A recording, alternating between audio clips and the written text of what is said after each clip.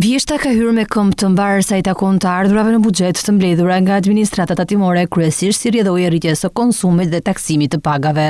Në muajin tetor të ardhurat nga tatimet regjistrohen në 37.9 miliard lek, apo rreth 379 milion euro, duke bërë një kapërcim me rreth 13.1% në raport me të njëjtën periudhë të një viti më parë. Kjo shifër ka vijuar në trendin pozitiv të muajve të verës, ku pavarësisht faktit se sezoni veror dhe efekti turizmit masiv nuk është më prezent, sërish tregon konsum të lartë, duke qenë se peshën kryesore në të ardhura dhe në rritje zë tatimi mbi vlerën e shtuar. Në muajin shtator të ardhurat u regjistruan në 392 milion euro, ndërsa në gusht 385 milion euro. Referuar të dhënave zyrtare nga Drejtoria e Përgjithshme e Tatimeve, sa i takon 10 mujorit, të ardhurat tatimore regjistrohen në 379 miliard lek, duke u rritur me 12.1% krahasuar me janar-tetor 2024. Të ardhurat tatimore përfshin të ardhurat nga TVSH neto në vend, tatimin mbi fitimin, tatimin mbi të ardhurat personale, taksat nacionale, të cilat kanë pasur performancë pozitive për gjatë gjithë vitit. Faktorët kryesorë të rritjes së të ardhurave lidhen me rritjen ekonomike,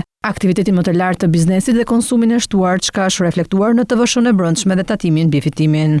Tatimi mbi të ardhurat personale është një tjetër zë me peshë të konsiderueshme në të ardhurat tatimore, i cili reflekton pagat e rritura të administratës dhe të sektorit privat, si dhe efektet pozitive që ka dhënë reforma anti-informalitet në këtë drejtim. Fushata për faturimin elektronik dhe kontrollet e shumta në terren duket se ka dhënë kontribut në formalizim dhe rritjen e të hyrave tatimore.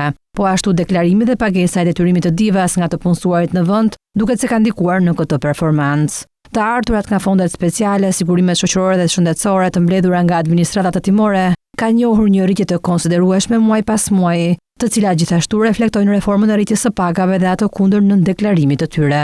Ndërsa me rritjen e pagës minimale nga 1 janari 2026 në 50.000 lek, parashikohet gjithashtu një rritje ndjeshme e të ardhurave nga kontributet, si dhe nga tatimi mbi pagat.